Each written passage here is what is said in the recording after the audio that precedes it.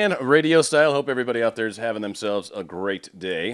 Doing something a little different on this particular show, and this is totally going to change as I progress through these, but I wanted to at least get one out there. I had someone give me a really, really good idea on Instagram to do a good news show and maybe kind of do my spin on it. So again, it'll force me to start looking for good news stories, which are not as plentiful yet, but I know that's going to change because it's just simply what you look for, you start to find, right? So I thought that was really, really cool. It's going to make me look for good stories, and I'll find a whole bunch.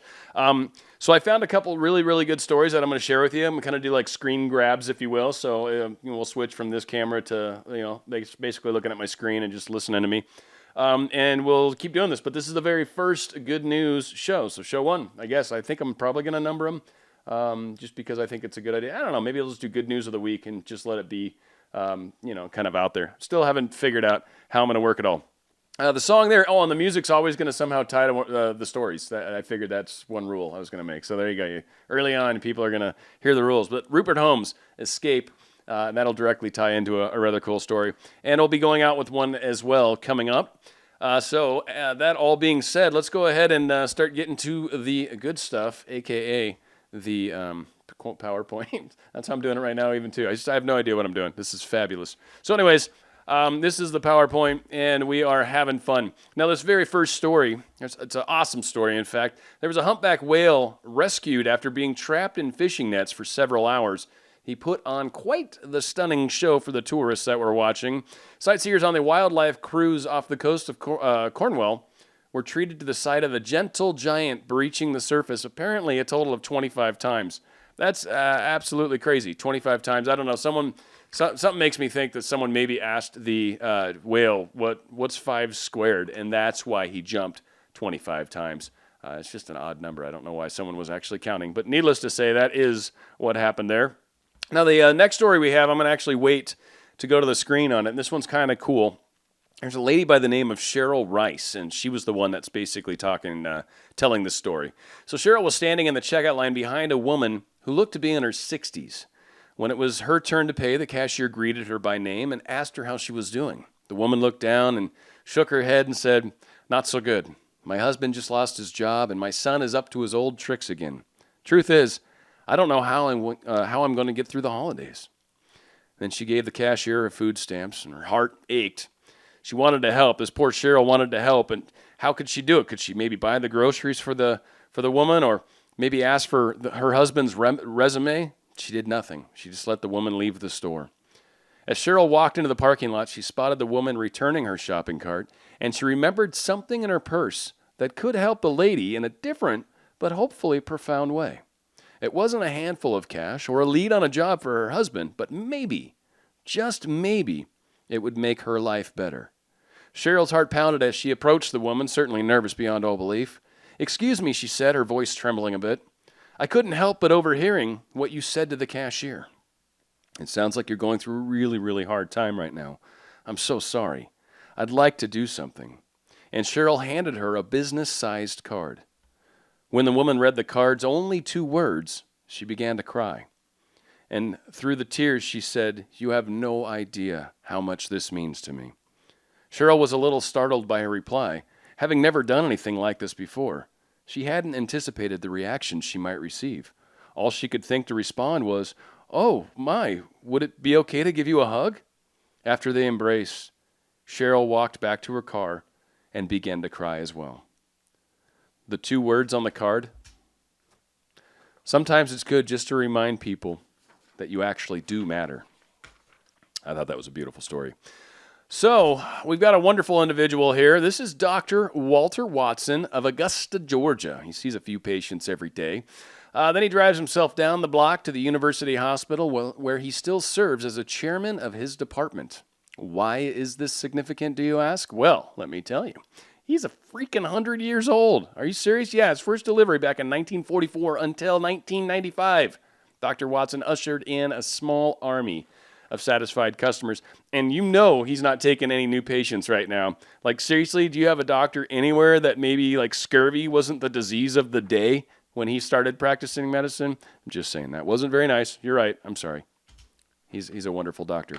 All right, so this is part of the show that I think we're going to kind of do every time, and it may just straight up become what or might be what it becomes. I don't know. I'm not sure. But basically, this is the top 10 stories from the last 3 months. I'm going to try to do a top 10, hopefully, of the last week when I continue doing these probably every Sunday is my plan. So anyway, we're at the top 10 news stories, and believe me, all the links and stuff are going to be in the show notes below, so I got links to all these stories. But anywho, the top stories, and I'll probably number them differently going on, but they're just in the order that they're in right now, frankly. China is planning a national park 3 times larger than Yellowstone in the U.S. to help they're not going to put one in a park in the U.S. They're going to actually put it in China, but they're talking about Yellowstone in U.S. It's written poorly, I agree. But anyway, they're going to try to do this to boost the giant panda population. I guess they're going to link 67 existing reserves to make mating easier. Who doesn't want that to happen? Thank you very much. Also going on, next story, more than 30 million people in Kerala, India, will be given access to free Wi-Fi after the state declared it a basic human right. That just blows my mind. It's a beautiful part of the country, apparently, and there's a whole lot of different pictures. They got, like, cities and stuff, too, but this just struck me as a really nice picture, and it was giant, so whatever. Right now, clean energy jobs in the U.S. now outnumber jobs in oil and gas by 5-1. That's good news. Also, another good story here. Experts revealed that 86% of the new power in Europe came from renewable energy sources in 2016, with wind energy overtaking coal as the largest form of power capacity. That's why I threw a picture in there of some beautiful coal plants. Aren't those nice? They're delicious looking. I bet that air tastes awesome. On the air note, I don't know if you guys recognize this hunky stud. This teenager's on track to plant 1 trillion trees. Felix Finkbeiner. Pretty sure I'm saying that name right. It's frightening. 19-year-old who has begun his tree planting quest when he was 9 years old. He's founded the environmental group Plant for the Planet and has overseen the planting of more than 14 billion trees in 130 countries and aims to plant 1 trillion, which works out to about 150 trees for every person on Earth. And equally good news, yes, you see him right there. There's a species of manatee is no longer endangered. The U.S. Fish and Wildlife Service announced it would be downgrading the West Indian manatee from endangered to threatened after numbers in the wild increased from several hundred to about 6,000. They said 6,000. I'm pretty sure that's not an exact count. No way. More good news coming out of China. In fact, I think this is amazing news. They are set to close 67 ivory carving factories and retail shops, roughly 1/3 of the total, as it moves to implement a pledge to end all domestic ivory sales by the end of 2017. That's just like good news wrapped in good news with a good news bow, and then some good news gravy sprinkled all over the top of that. That's what that is. All right. Hey, ladies and gentlemen, I just want you to know this river right here, although it's a bit on the older side, it's a beautiful river in New Zealand, and it has been granted the same legal rights as a human being. What? Yeah, I know. You're asking that question, of course. After 140 years of negotiations, wow, they don't give up. The Maori, the native tribe of New Zealand, won recognition for the Wanganui River. The old Wanganui. I can think of all those childhood songs that we used to sing about the Wanganui. I'm not actually from New Zealand, nor were there any childhood songs about the Wanganui.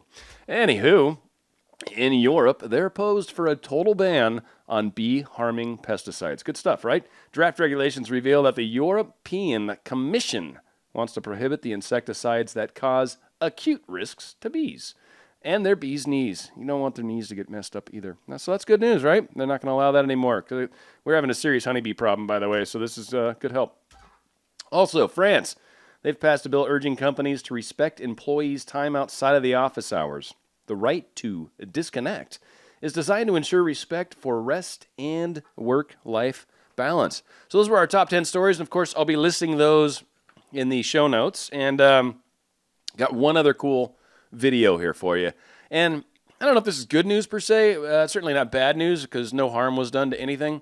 But I think this is just hilariously cool. And this dog has got some skills, let me just tell you that. So anywho, there's an animal hospital. Oh, that's not cool. There's an animal hospital. We're going to have to get back to that really quickly. Oh, no. So, yeah, let me just do this on the fly. That's how you do that. So in this animal hospital, this dog tried to escape and successfully did so. So here he is, right? This guy, he's our superstar. And I want you to pay attention after he gets out of this room in this little area here. I think this is hilariously funny. The dog's like, hey, I'm out. Forget this. Peace. Food sucked. There's a dog's like, whoa, no, take me with you. No. I don't know if he's got a British accent in real life. He might. Anyway, the big guy is like, nah, done with this. Been here, done that. Look at the back feet. Like, hopefully he was there just to get trimmed. Hopefully nothing's wrong with him. But yeah, wood floors suck. You know he's hating those right now. Ugh, and he needs to lose some weight. Anywho, doors obviously don't bother him. I think these are bags of dog food, possibly. He doesn't care. He wants the hell out. That's good to know, right? Oh, yeah, there he is. He's going to probably check his emails. No, I'm pretty sure he's probably got more of a one-track mind right now. He's got to get back to work. He's been trapped in this animal hospital for days. Days and days, I say. And I think there's only one more barrier for which he needs to breach. Oh, yeah, camera 4. There he is. All right. Anyway, peace. Thanks, guys. Been real. Been fun. Been real fun. Last I heard, he went back to work. He's apparently a CEO at a cat food manufacturing company. So, yeah, that's where our little boy here is taking off to. So there you go, ladies and gentlemen. Those are the top news stories of the week. And good news, show 1, I guess is what that was, right? So it's Dan RadioStyle. Everyone, I appreciate you joining me. Please feel free to comment if you like shows or whatever, if you like what I'm doing. Yeah, throw some comments out there. And the song we're going out with is the Doobie Brothers. Music is the doctor. Huh? 100-year-old? Music